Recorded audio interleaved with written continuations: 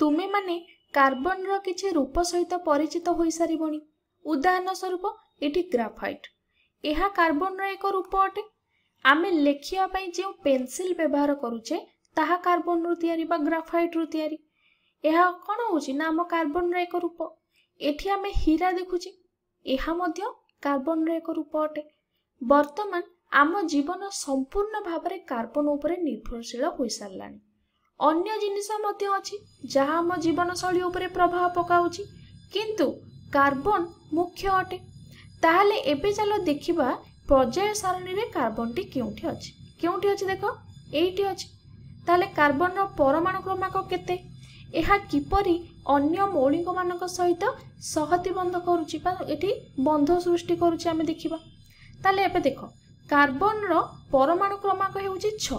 ता माने कार्बन रो 6 T proton रहिची एवं कार्बन रो साधारणतः मुख्य आइसोटोप होउची केते ना C12, जेउथिरे मध्य 6 टी न्यूट्रॉन थाए। विभिन्न मौलिकर संयोजन क्षमता कोन एवं एहा किपरि संयोजक इलेक्ट्रॉन संख्या पर निर्भर करे ताहा आमे नवम श्रेणी रे पढ़ि सारिचे। जदि मने नाही तेबे खान एकेडमी रो संयोजक इलेक्ट्रॉन विषय को जाई कि भिडियोटी आउथरे देखिने।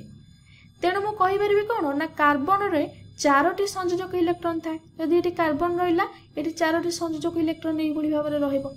एवं आमे जानिचे प्रत्येक परमाणु चाहंती कि तार बाह्यतम कक्षरे 8टी इलेक्ट्रॉन रहू बोली।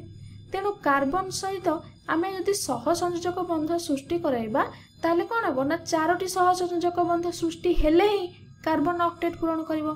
किपरि ना एटी 4टा अछि, जदि आउ 4टा बंध हबो आउ 4टा ऐड हे जिवो बा मिसि जिवो हेले 8टी इलेक्ट्रॉन हे जिवो। तेणु से कोन करिवो ना ऑक्टेट पूरण करिवो बा स्टेबल हे जिवो। उदाहरण स्वरूप मु जदि एटी हाइड्रोजन कथा कहबी, हाइड्रोजन रहिला, हाइड्रोजन रो बाह्यतम कक्षरे गोटी इलेक्ट्रॉन थाए, किंतु आमे जानिचे हाइड्रोजन 2टी इलेक्ट्रॉन पाइले ही स्टेबल हबो बा स्थिर हबो। ताले एटी कार्बन एटी 4टा इलेक्ट्रॉन आवश्यक करूची, ताले केतोटी हाइड्रोजन हेले एटी कार्बन स्टेबल हबो आ हाइड्रोजन स्टेबल हबो। देखो जदि मु एठी गोटे हाइड्रोजन लगेबी ताले एठी कोन होला 2टा इलेक्ट्रॉन सहित सहभाजन सृष्टि होला। ये गोटे इलेक्ट्रॉन शेयर कला बा भाग कला, ये गोटे इलेक्ट्रॉन भाग कला, तो एठी 2टा इलेक्ट्रॉन हे गले। एई 2टा इलेक्ट्रॉन आ पाई मध्य बा कार्बन पाई मध्य हाइड्रोजन पाई मध्य। हाइड्रोजन एठी 2टी इलेक्ट्रॉन पाइला एवं स्टेबल हे गला। सेई भली कार्बन रो केतटा हला 5टा हला, तो कार्बन एठी आउ गोटे हाइड्रोजन सहित एठी सहभाजन करिवो। एठी देखो 2टा मिली गला। सेई भली एठी आउ गोटे करिवो, 2टा मिली गला। एठी आउ गोटे करिवो, 2टा मिली गला। एबे देखो एई हाइड्रोजन टा भी स्टेबल, एईटा भी स्टेबल, एईटा स्टेबल काई एई मानक पाखरे 2टा लखा इलेक्ट्रॉन हे गला। एवं कार्बन रो चारि पाखे जदि देखिबा, कार्बन रो चारि पाखे एठी 2टा, एठी 2टा, 4, एठी 2टा 6, एठी 2टा 8, 8टा इलेक्ट्रॉन मध्य हे गला। तेणु एठी मध्य कार्बन रो चारि पाखे 8टी इलेक्ट्रॉन हे गला। ये मध्य ऑक्टेट पूरण करके एबे स्टेबल हे गला। ताले एई कंपाउंड टाको आमे कोन कहूचे ना CH4 बा मिथेन बोली कहूचे। या ना कोन ना मिथेन। तेणु जेहेतु मिथेन कार्बन को धारण करिछि, तेणु मिथेन को मध्य आमे जैविक अणु बोली कहिथाउ। देखो एठी कार्बन रहिला, देखो ए जे कार्बन रहिला ता चारि पाखे 4टा हाइड्रोजन रहिला। तेणु आमे याको कोन कहि परिबा कि एटा गोटे जैविक अणु बोली आमे कहि परिबा। जैविक रसायन विज्ञान रे प्राय सबु यौगिक कार्बन आ हाइड्रोजन रो सृष्टि होइतांती। तेणु सेमानुको आमे हाइड्रोकार्बन बोली मध्य कहिथाउ। वर्तमान सुद्धा तमे बहुत सारा यौगिक विषय जानि सारिबोनी। गैसोलिन कोन जानि सारिबोनी, जहाको एक प्रकार हाइड्रोकार्बन बोली आमे कहिथाउ।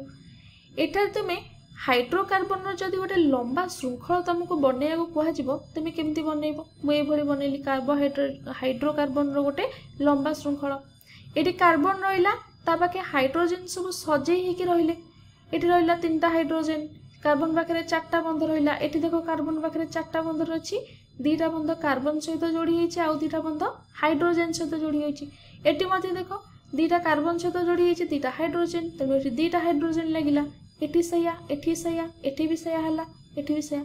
एटी कोन हला गोटे बंध कार्बन सहित लागिछि, तेणु आउ 3टा बंध एटी हाइड्रोजन सहित लागिला। तेणु एटी एई भली एक संरचना सृष्टि हला। तेणु आमे कहि परिबा कार्बन रो भिन्न भिन्न यौगिक अछि। एहा भिन्न भिन्न संरचना मध्य धारण करि पारे। सेमाने श्रृंखल आकार रे रहि पारंती, रिंग आकार रे रहि पारंती एवं बहुत प्रकार स्ट्रक्चर सेमाने धारण करि पारंती। एटी देखो मु ग्राफाइट रो चित्र देखाइछि। एटी ग्राफाइट रे को भलिया अछि देखो, हीरा रे केउ भलिया अछि देखो, एवं एटी C60 बलमिन्स्टर फुलरेन रो गोटे चित्र देखैछि, एठी मध्ये यहा केउ भलिया आकार रे अछि।